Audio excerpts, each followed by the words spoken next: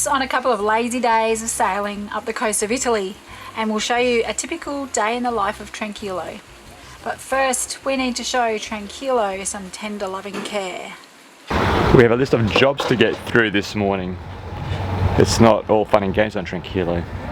Firstly, we've got a Volvo Penta service team coming in. It's been 200 hours, so they're going through to do the service. Secondly, the depth sounder, we've been having a few issues, so the guys from Navico who own BNG will be coming in to replace the depth sounder.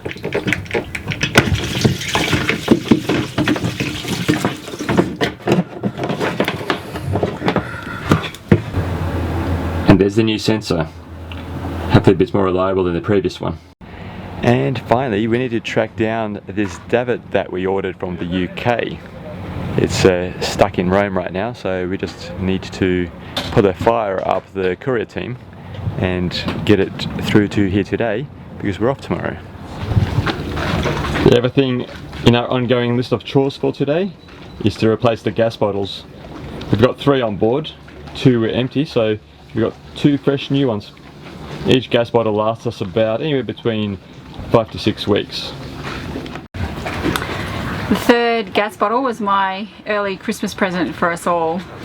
So it means that we've got 1 connected at the moment and 2 spares instead of 1 spare, so we have to refill half as often, which is a big deal. Sometimes pretty hard to find places to refill. I'm very happy with that Christmas present. Aiden, tell us what's about to happen. I'm gonna go up the mast. Very exciting. Yeah, and I've been wanting to go to the first spreader since I was about 3. So when we told you that we were going to buy Tranquilo and sail. Alright, let's do it.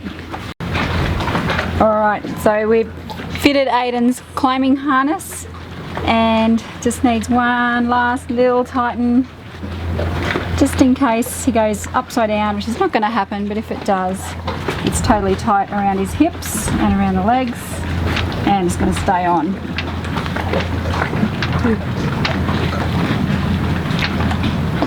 So you may remember from episode 2 that I went up the mast, and a couple of crucial things to remember.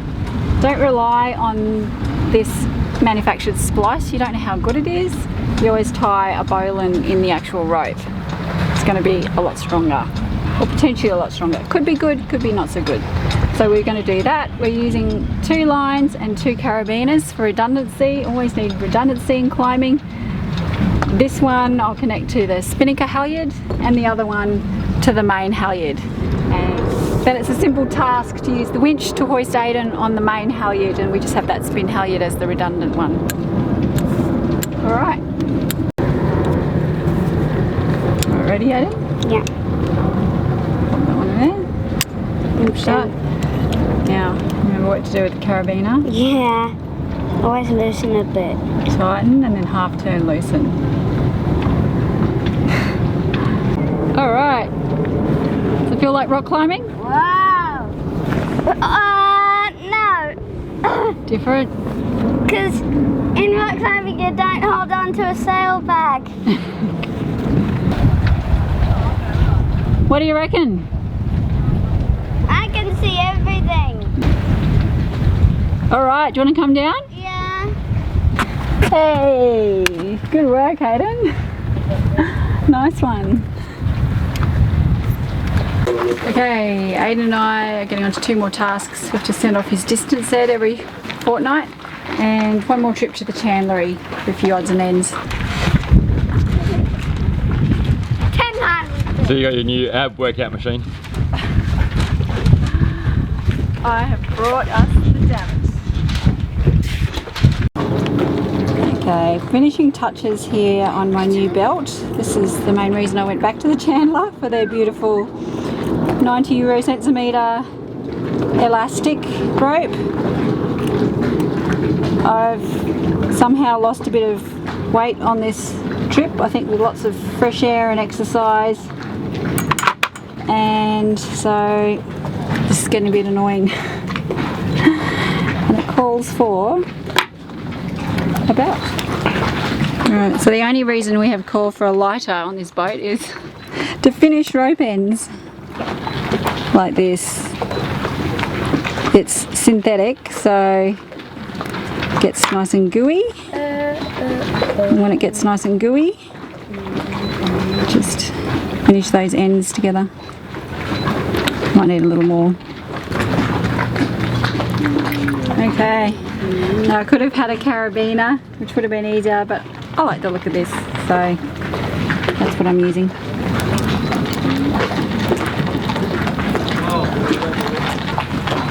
Okay, what do you reckon? One of a kind, huh?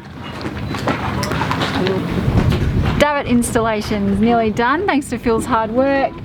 It's attached here, and the base plate, so there's 4 holes drilled, some Seeker, this messy white stuff, and I was simply holding up here while Phil was underneath fixing with Aiden. Aiden shone the torch.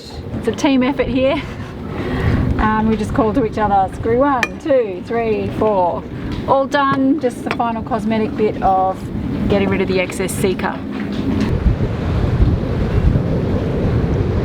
We've just left Ostia. Over there is the mouth of the famous Tiber.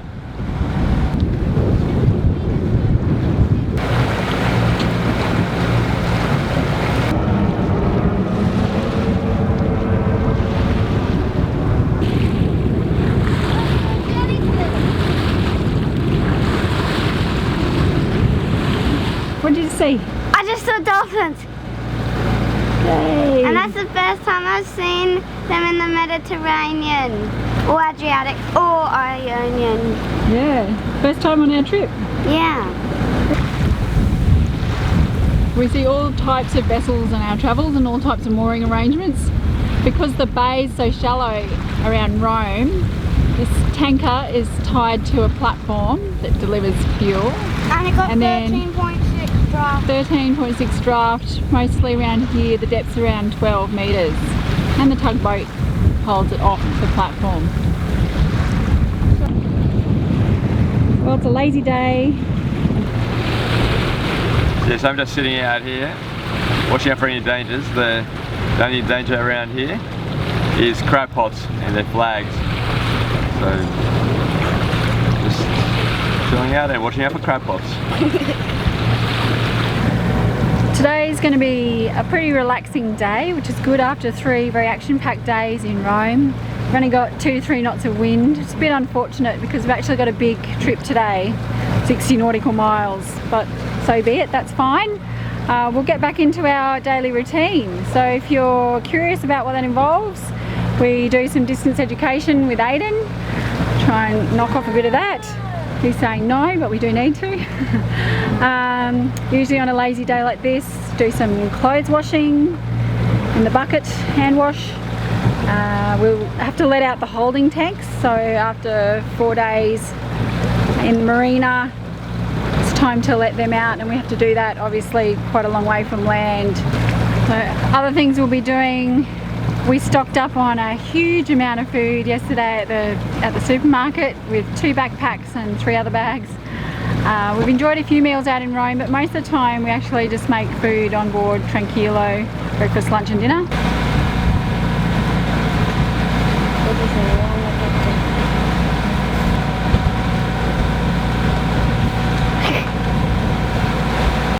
Last night when we were doing our shopping, I thought I'd just buy something different to break up the monotony of our breakfast, as good as they are. So I got these rolls, they look a bit like croissants. Now this is what it looks like on the pack. As you can see, it kind of looks like a very delicious croissant. And opening it up, this is what it looks like. Very little resemblance. And it doesn't taste as good as it looks. It's okay. It's on the dry side, but it's okay.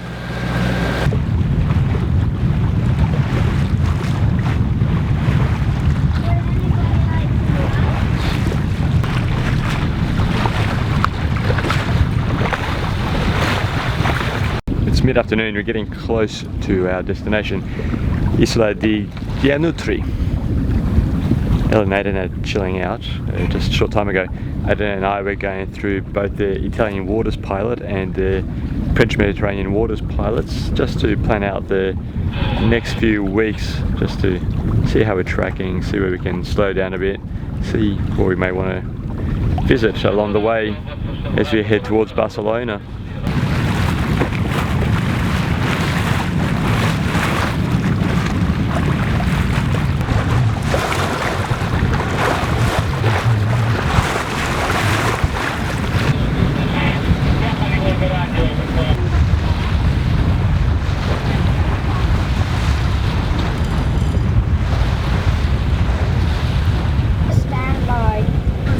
Relaxing trip today.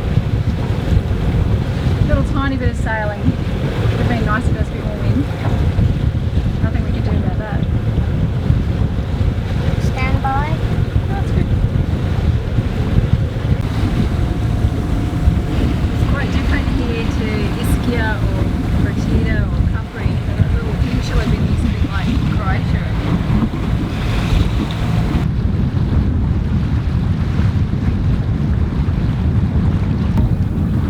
We've made it to Isola di Gianutri. The shelf around here for anchoring is quite deep, so we've anchored in our biggest depth to date. We're just in about 19.5 meters, so we've thrown out all 60 meters of chain that we have. I'm going to go for a dive because I just want to make sure that it's quite deep all the way pretty much to shore, because we're about 70 meters offshore. Mr. Mission. Yep. Okay, let's have a look.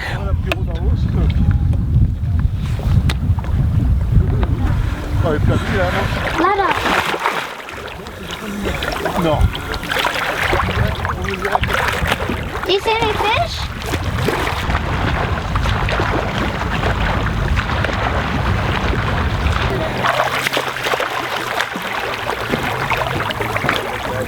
Alright, what's the verdict? Yeah, it's deep pretty much all the way to shore, so we're going to be good. Yeah. Water's nice. Always is.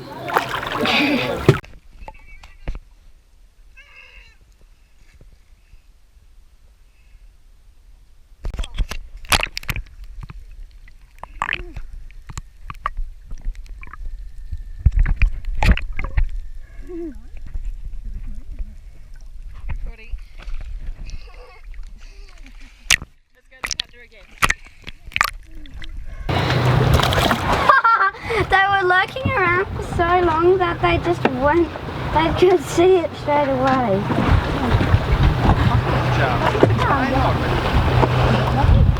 That was a big one.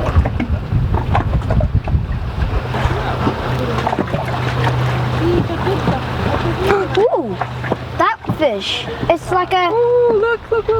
That long one. Like a pipefish. Can you see it, Phil? Yeah. What? Can you see? Throw it some bread, Aiden, quick. Oh, no, it gets scared. Maybe... The other fish scare it. There it is. It's back again.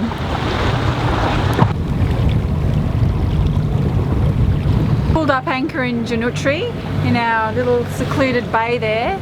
We're very glad that we went around rock, because it's a mix of rock and sand back there. All good.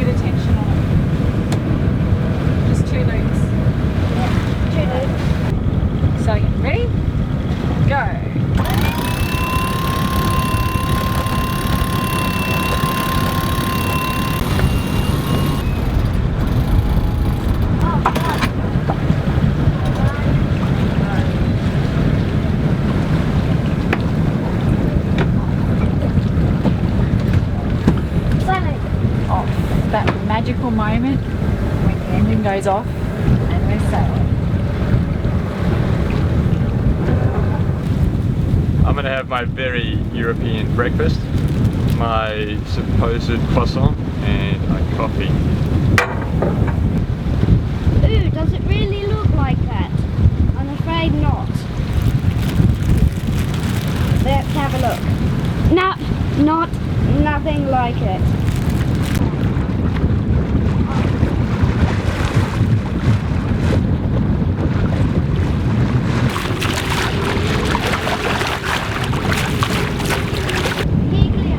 Ahead of us is the island Giglio, which, if you recall, is the island that the Concordia, the cruise ship Concordia, hit a rock and went down on.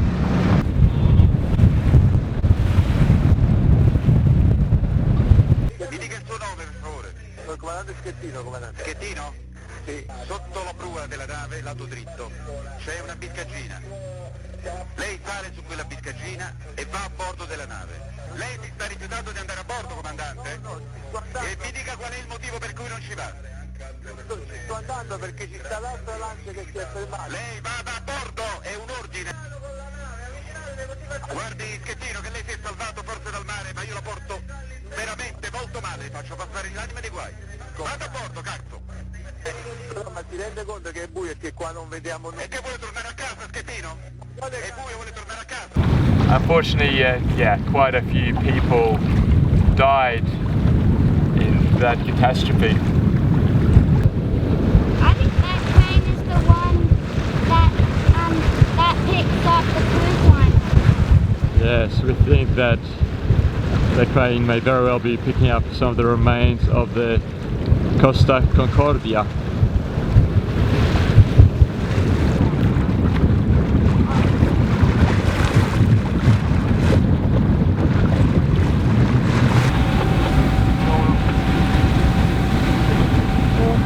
Another lazy day. Wind's only about 3 knots, so it's just autopilot and helping Aiden with his distance ed.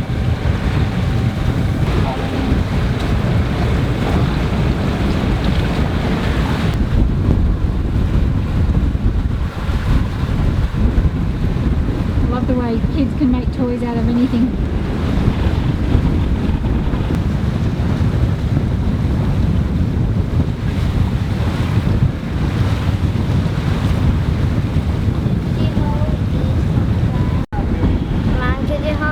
Crocodiles. Hold the crocodiles. Is that a wise thing to do? Ah!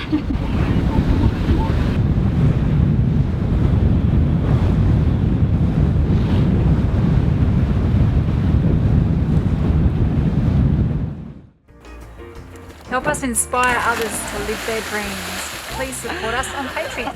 Beautiful.